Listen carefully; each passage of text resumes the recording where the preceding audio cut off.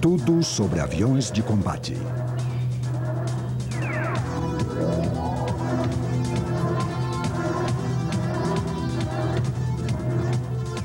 Vietnã, a guerra dos helicópteros.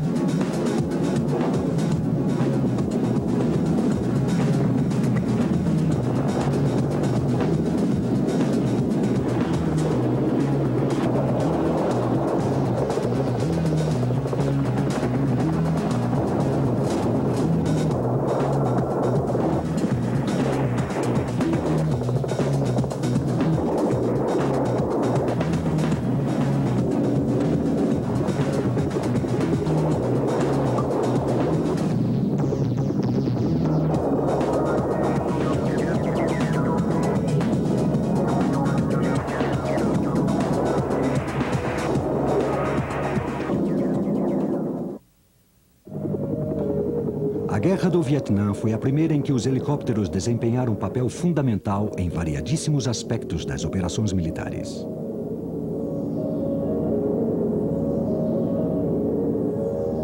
Os helicópteros faziam de tudo: transporte de objetos pesados, apoio de fogo às tropas, resgate dos pilotos que tinham sido abatidos, reabastecimento das bases de apoio de fogo isoladas, guerra psicológica, evacuação de vítimas e transporte de autoridades.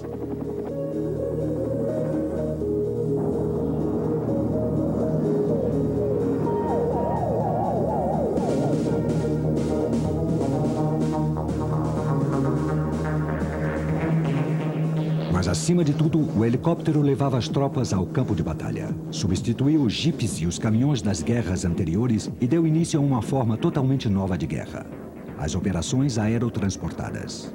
Grandes formações de helicópteros transportavam divisões inteiras de soldados até o cenário da ação para incrementar o envolvimento norte-americano na Guerra do Vietnã.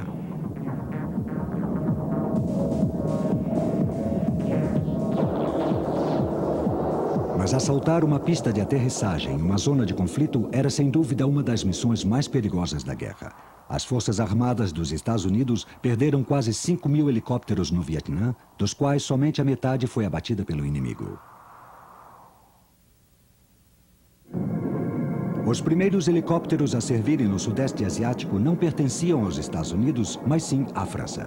Os Sikorsky S-51, Hiller H-23 e Sikorsky S-55 foram utilizados basicamente para a evacuação de soldados feridos, para o resgate de pilotos franceses derrubados em território do Viet Minh e para o transporte de tropas.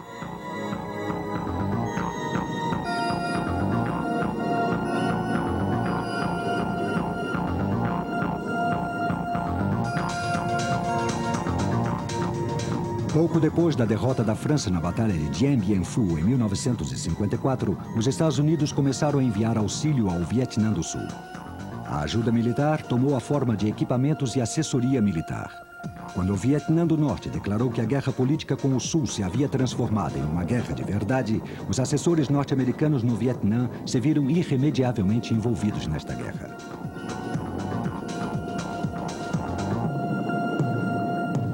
Os helicópteros formaram a linha de frente da rápida concentração de forças norte-americanas no Vietnã do Sul. As tropas norte-americanas se envolveram cada vez mais nos combates e começaram a haver baixas. Com o aumento do envolvimento norte-americano, chegavam cada vez mais helicópteros.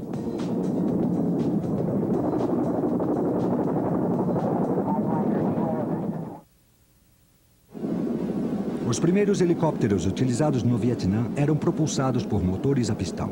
O modelo mais utilizado foi o Sikorsky CH-34 Choctaw, utilizado pelos fuzileiros navais ou marines e também pela Força Aérea do Vietnã do Sul até o final dos anos 60 como principal helicóptero de assalto.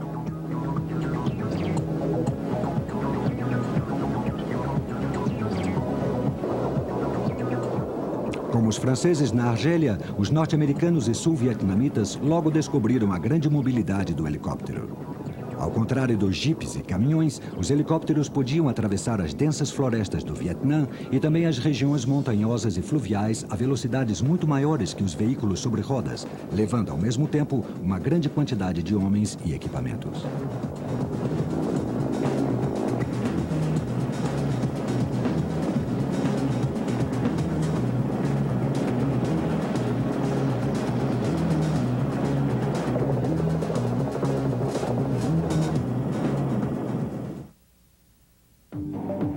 Além de servir como transporte de tropas e provisões, o helicóptero logo assumiu um papel nos combates. A chegada dos Marines em grande número em 1965 representou uma escalada maciça da participação norte-americana no Vietnã. Com o helicóptero, apareceu um novo tipo de missão: busca e destruição.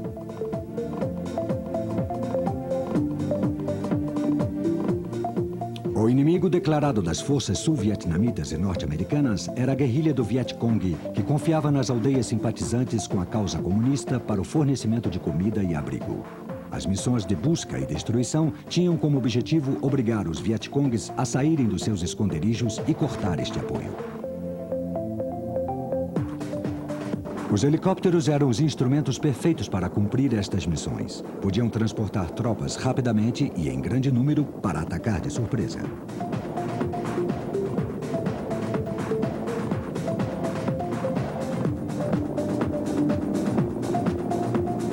Enquanto o principal das tropas se aproximava da aldeia suspeita, forças secundárias se adiantavam para cortar a possível retirada dos Vietcongs.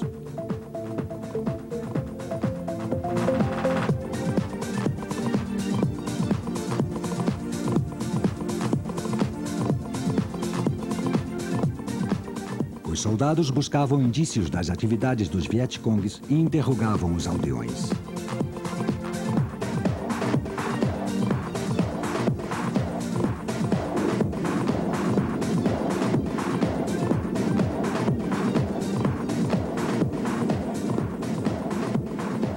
Eram feitos grandes esforços para conquistar os corações e mentes dos aldeões sul-vietnamitas, mas as aldeias eram completamente destruídas se fossem encontradas provas da presença dos Vietcongs.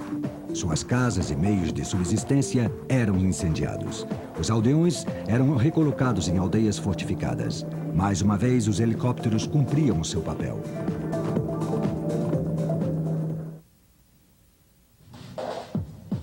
O rápido desenvolvimento das aeronaves a hélice nos anos 50 permitiu à US Army conceber, em princípios dos anos 60, um tipo de formação totalmente novo que utilizava as capacidades únicas do helicóptero.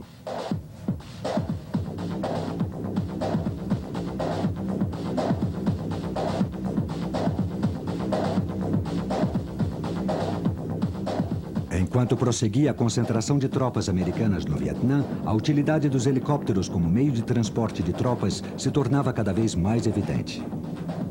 Foram desenvolvidas e aprimoradas novas táticas que conduziram a uma forma totalmente nova de guerra, o assalto aéreo heli-transportado, que integrava o assalto convencional de forças terrestres à mobilidade do helicóptero.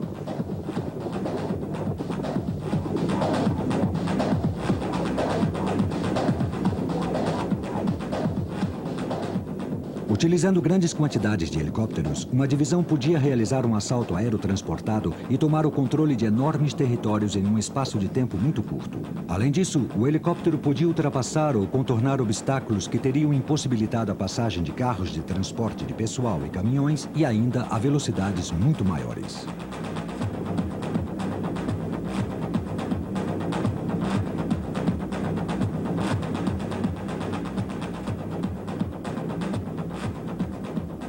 O conceito de assalto aéreo foi comprovado pela primeira vez pela 11ª Divisão de Assalto Aéreo em Fort Benning, Geórgia, e foi considerado ideal para as operações no Vietnã, de modo que esta divisão, que passou a ser chamada de Primeira Divisão Aerotransportada de Cavalaria, tornou-se a primeira unidade completa da US Army a chegar ao Vietnã. A unidade recebeu o batismo de fogo em Pleiku durante a batalha pelo Vale de Drang em finais de 1965.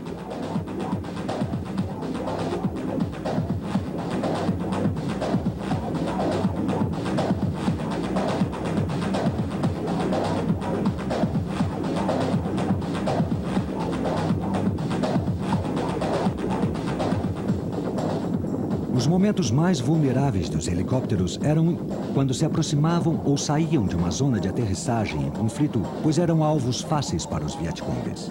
Muitos foram abatidos pelo fogo de terra, mas este número foi reduzido ao se equipar os helicópteros com metralhadoras automáticas para sua defesa.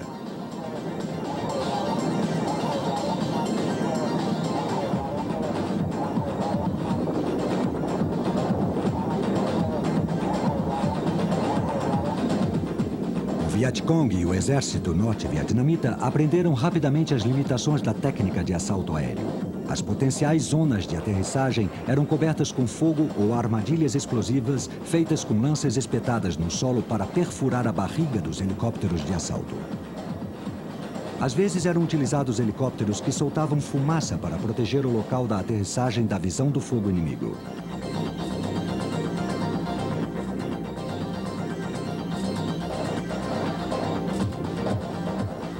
A própria zona de aterrissagem, marcada com fumaça colorida, já havia sido reconhecida e livrada de armadilhas explosivas e outros obstáculos pela equipe de exploração. De qualquer maneira, como comprovação final, os pilotos dos helicópteros de assalto sempre verificavam a cor da fumaça via rádio para o caso de a equipe de exploração ter sofrido uma emboscada.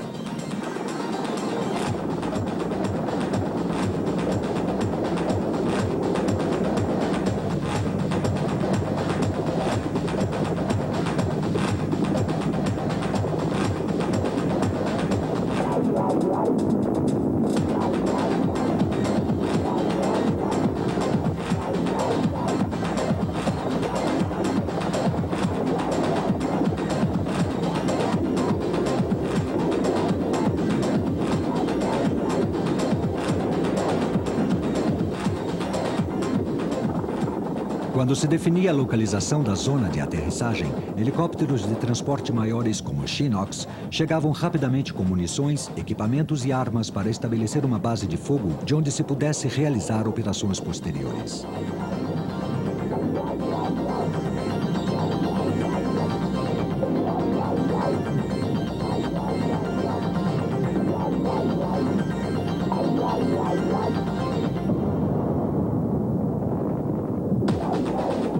Para reconhecer o terreno à frente das forças terrestres, eram utilizados helicópteros leves de exploração como o Bell Sioux e, posteriormente, o Hughes Cayuse.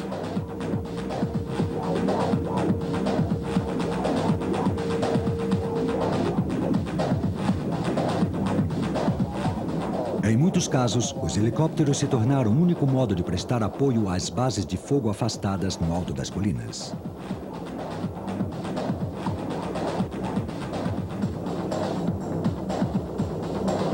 Durante o desembarque de tropas depois de um assalto, era muito importante entrar e sair da zona de aterrissagem o mais rápido possível.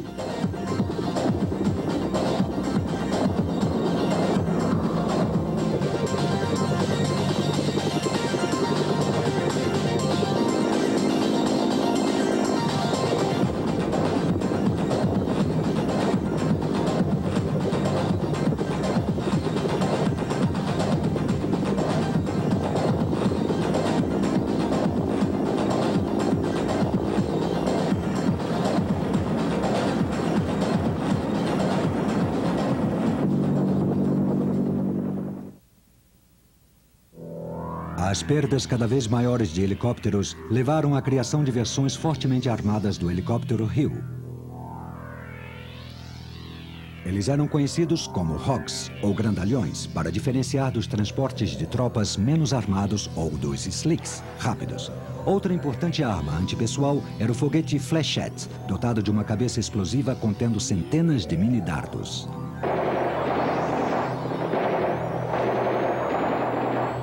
Os Hogs foram utilizados como artilharia móvel para prestar fogo de apoio às tropas que entravam em confronto direto com os Vietcongs.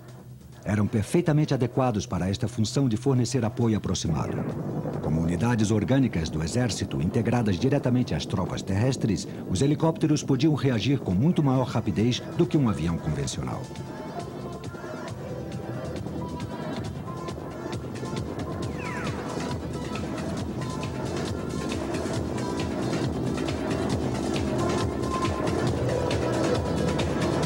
Para evitar choques com seus aliados, as tropas amigas usavam fumaça colorida para indicar a sua posição. Mas isso tinha a desvantagem de revelar a posição também ao inimigo.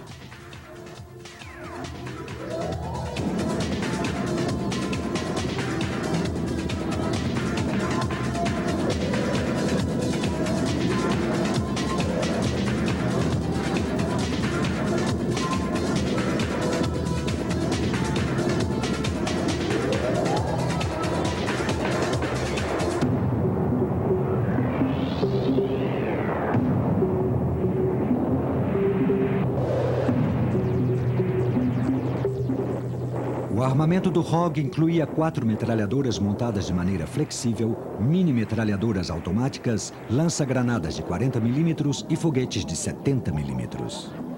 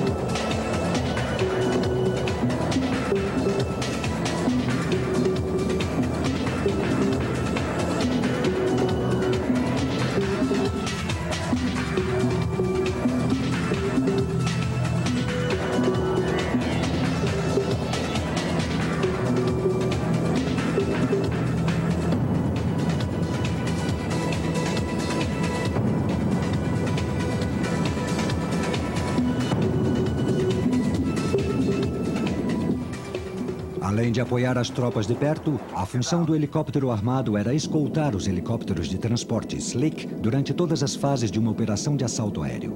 Os ROG deviam proteger os Slick durante o trajeto, enfraquecer a resistência na zona de aterrissagem antes da chegada da força de assalto, prestar fogo de defesa durante a aterrissagem propriamente dita e cobrir a retirada dos Slick quando recolhiam as tropas.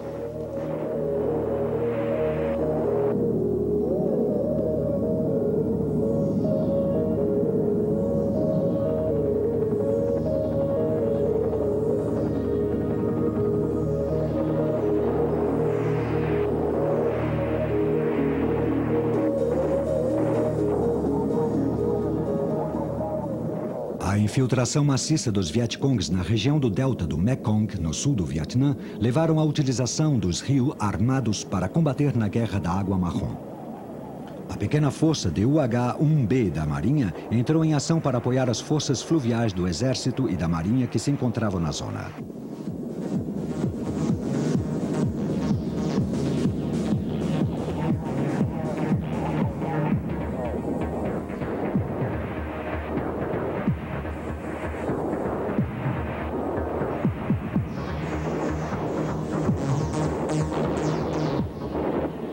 Em 1967, entrou em combate o novo esquadrão, os Sea Wolves, ou Lobos do Mar, com mais de 30 ROG.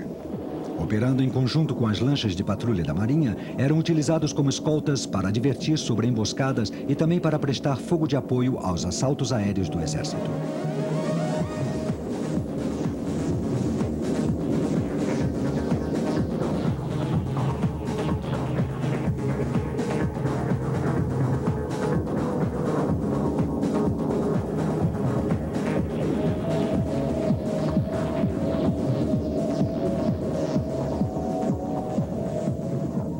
As estatísticas demonstram que os ROGs reduziram consideravelmente as perdas de helicópteros de transporte Slick durante a fase mais vulnerável do assalto aéreo, que era a chegada a uma zona de aterrissagem quente.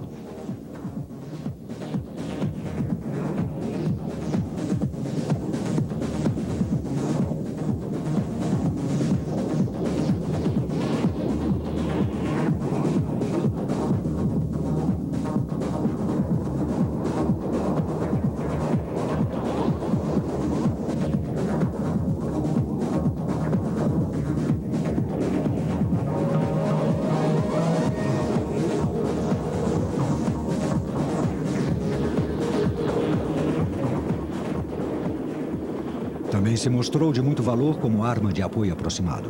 Para as tropas terrestres que estavam em apuros, o som peculiar dos dois motores do rio era uma promessa de auxílio e a sua aparição era muito bem recebida no campo de batalha.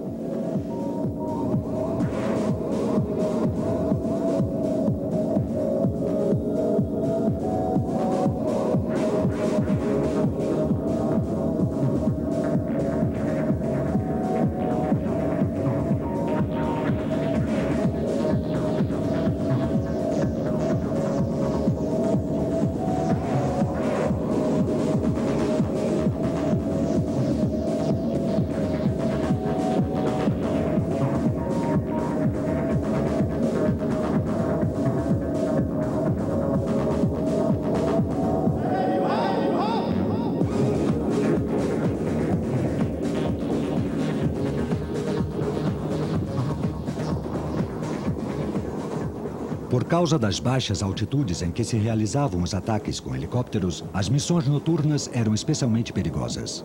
No entanto, com a ajuda de granadas iluminantes lançadas de paraquedas, os ROG podiam desempenhar funções como a de proteger uma base de fogo durante a noite. Os RIU realizaram missões de apoio, de reabastecimento e de evacuação de feridos com uma grande intensidade, tanto de dia como de noite, durante a batalha pelo Vale de Drang, em 1965.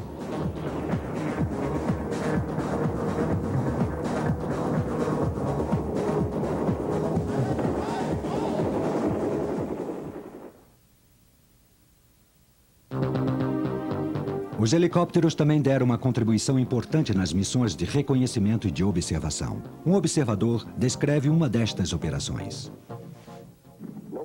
Ninguém esquece nunca sua primeira missão. Tínhamos que pilotar o helicóptero sobre uma zona numa operação de busca e limpeza. Tenho que confessar que quando o helicóptero decolou, senti calafrios e comecei a suar frio. Às vezes, voávamos tão perto das árvores que devíamos até assustar os macacos. Outras vezes, voávamos a 350 metros e eu me sentia como o principal alvo de todo o Vietnã. Mas o piloto sabia muito bem o que fazia e logo estávamos na zona determinada procurando Vietcongs. Não são fáceis de encontrar, a menos que se saiba como procurar. Por exemplo, se você vê um rebanho de vacas e um pastor, não é nada. Mas se o rebanho tem 10 ou 12 pastores, deve ser um grupo de Vietcongs. Numa estrada, um homem numa bicicleta pode ser um camponês. Ou também pode ser um correio dos Vietcongs que retorna para a tropa.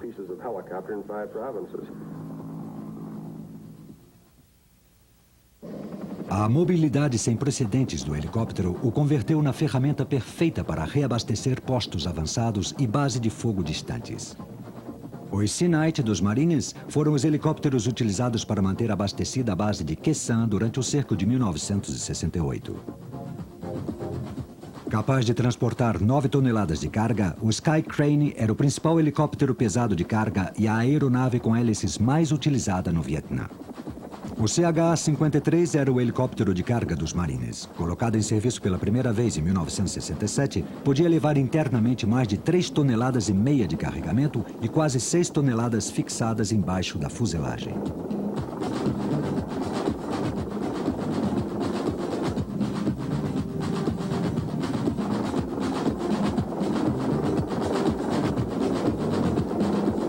No papel de assalto aéreo, podia levar 55 fuzileiros ao local de combate.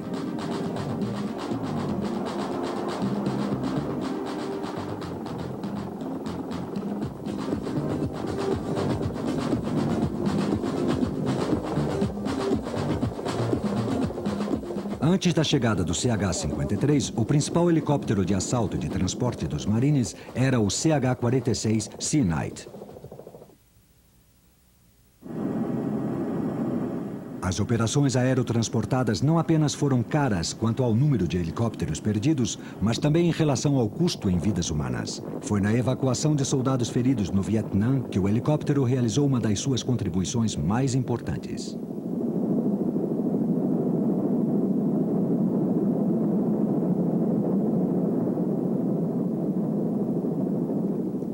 O apelido dado para os helicópteros de evacuação de feridos foi Dust-Off, ou espanador. Alguns deles sempre tomavam parte em uma força de assalto aéreo. Os helicópteros Dusthoff muitas vezes marcavam a diferença entre a vida e a morte, contribuindo de uma forma extraordinária para a grande porcentagem de feridos em combate que puderam receber assistência médica eficaz a tempo de lhes salvar a vida.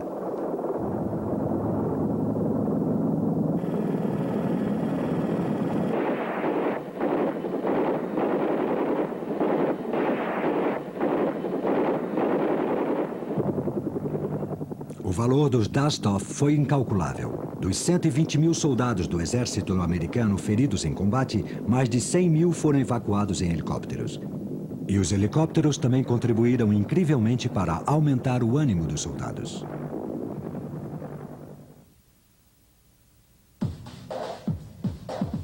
Em 1965, os Rio Armados demonstraram com sucesso o conceito de helicóptero artilhado, mas o aumento do peso por causa do armamento teve um profundo efeito no seu rendimento.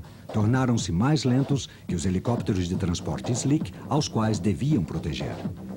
Ao mesmo tempo que entravam em ação versões melhoradas dos helicópteros artilhados Hog, a Bell se apressou em desenvolver um helicóptero que fosse utilizado exclusivamente como aeronave de combate, o primeiro helicóptero construído para esta finalidade. Incorporando muitos sistemas já comprovados com o UH-1, como os rotores, o motor e a transmissão, este helicóptero surgiu como o AH-1 Rio Cobra.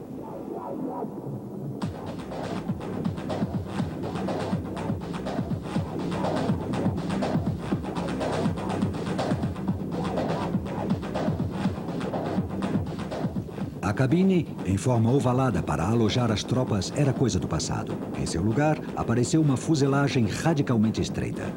A cabine de assentos laterais foi substituída por uma disposição em tandem, com os dois tripulantes alojados em uma cabine semelhante à de um caça.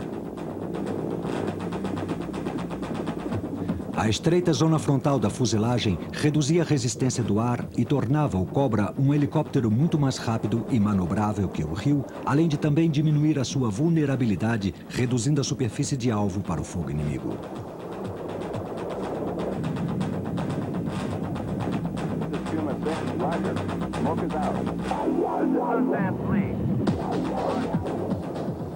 O Cobra levava basicamente o mesmo tipo de armamento que o Hog, mas alojado em compartimentos especiais. Em umas torretas debaixo do nariz, operadas eletricamente, estavam alojadas as metralhadoras ou lança-granadas. Também levava mais metralhadoras e foguetes montados embaixo dos ailerons.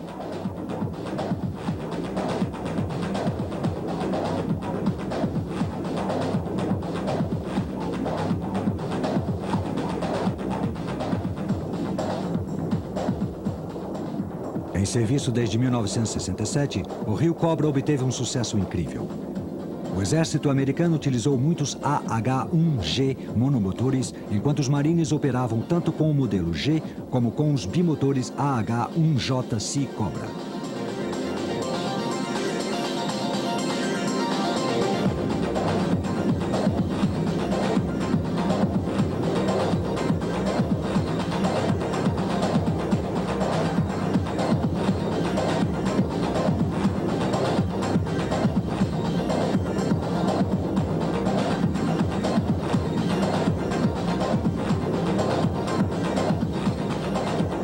Ainda que os helicópteros artilhados Rio Hog tenham sido utilizados até o final da guerra, nas missões de escolta de assalto e apoio de fogo, acabaram sendo substituídos pelos Cobra, que geralmente operavam em grupos de 2 helicópteros conhecidos como equipes vermelhas.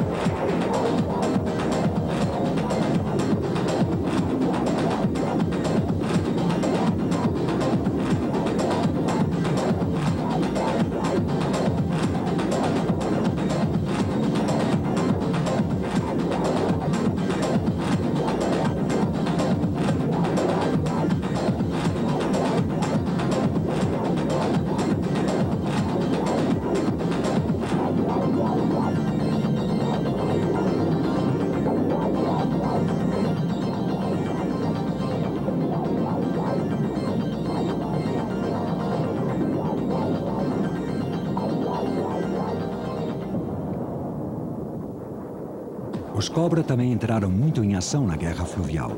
Os Vietcongues usavam sampanas nos cursos fluviais do Delta para infiltrar homens e equipamentos desde o limite da rota de Ho Chi Minh, no Camboja, até as províncias do sul da República do Vietnã. Nas palavras de um piloto de um helicóptero artilhado, se enfrentamos a guerrilha na água, estamos em nosso elemento. Talvez dominem a escuridão e a selva, mas se aventuram no nosso terreno, já são nossos.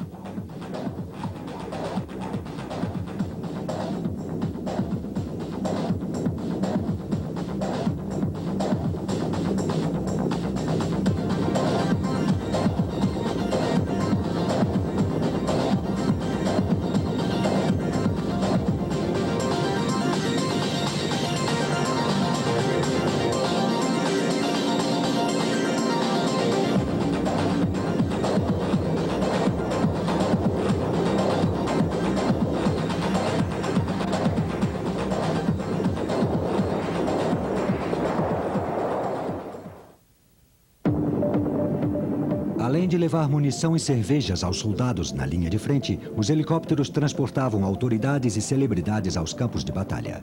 Também transportavam tropas que tinham obtido licença de descanso. Em fevereiro de 66, um helicóptero levou o primeiro-ministro sul-vietnamita Ky ao Havaí, onde devia se encontrar com o presidente Johnson.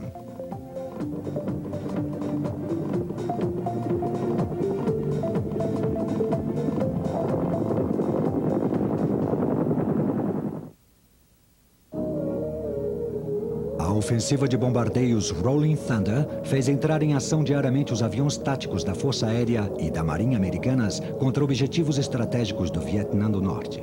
Os pilotos derrubados durante estas missões enfrentavam a perspectiva pouco promissora do cativeiro e da tortura.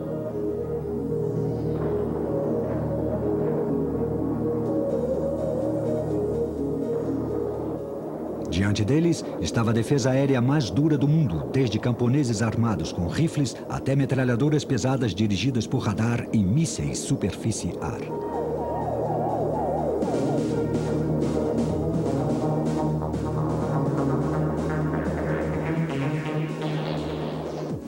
Se conseguissem saltar depois do Golfo de Tonkin, os pilotos da Marinha tinham boas chances de serem resgatados.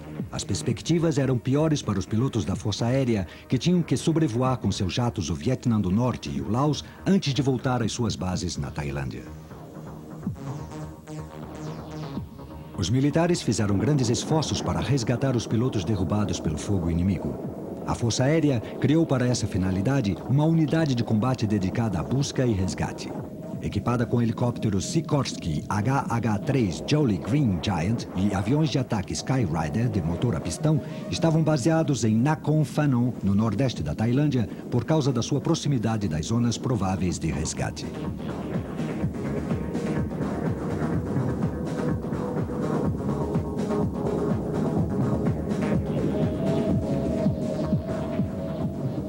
Poucos pilotos no Sudeste Asiático inspiravam tanto respeito quanto as tripulações de resgate, e a disciplina do resgate aéreo evoluiu rapidamente a uma arte que envolvia muita tática e coordenação.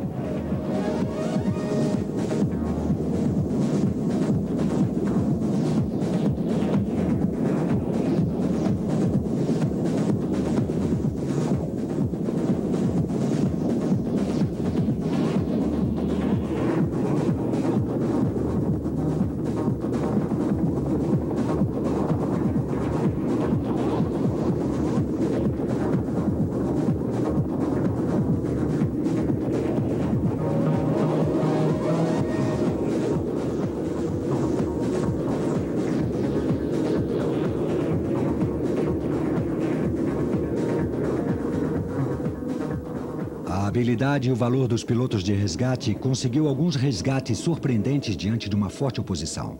Era tanta a sua dedicação que, em algumas ocasiões, mais vidas e helicópteros foram perdidos no resgate do que no incidente original. Além das equipes de resgate, os helicópteros também desempenharam um papel importante resgatando aviões. Esta era a especialidade do Sikorsky Skycrane, que conseguiu resgatar mais de 380 aparelhos avaliados em mais de 200 milhões de dólares.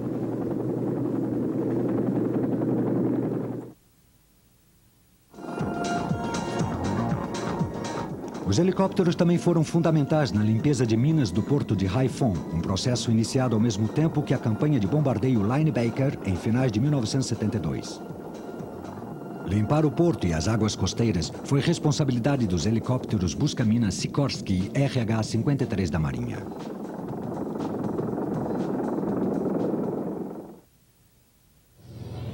O capítulo final chegou com a derrota do Sul em abril de 75. Novamente, os helicópteros tiveram um papel decisivo como haviam tido durante toda a guerra. Enquanto milhares de refugiados abandonavam Saigon, os helicópteros artilhados Hill, tripulados por pilotos sul-vietnamitas, realizavam as últimas ações desesperadas de retaguarda para impedir que pontos-chave caíssem prematuramente em mãos das tropas do exército norte-vietnamita. Todos os olhos do mundo estavam voltados para a embaixada norte-americana em Saigon, onde eram executados planos de emergência para evacuar os cidadãos norte-americanos. Quando foi perdido o aeroporto de Tan Son Nhut, os helicópteros passaram a ser o único meio de fuga.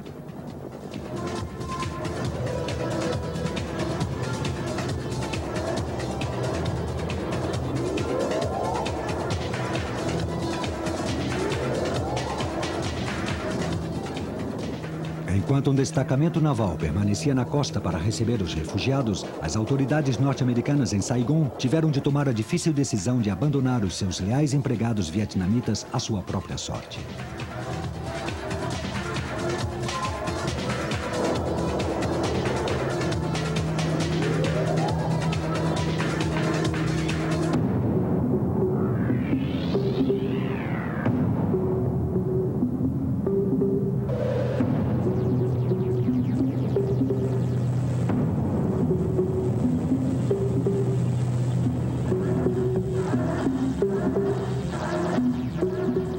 O envolvimento norte-americano no Vietnã terminou com uma humilhante retirada em helicópteros de uma guerra que não podia ser ganha.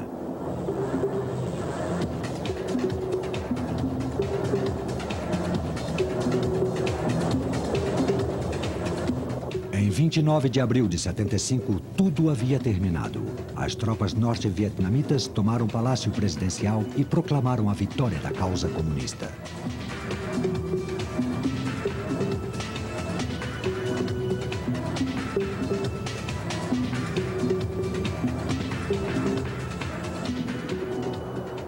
Os helicópteros de evacuação dos Marines, da Marinha, da CIA e do Vietnã do Sul levavam aos navios norte-americanos mais refugiados. Quando estavam vazios, eram atirados para o mar para que outros pudessem pousar.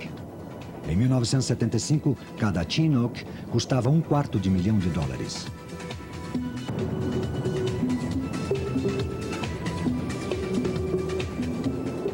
Para os Estados Unidos, o Vietnã havia sido uma enorme tragédia, especialmente por todos os que ficaram para trás. Mas graças ao helicóptero, muitos dos que de outra forma nunca teriam tido nenhuma esperança puderam começar uma nova vida.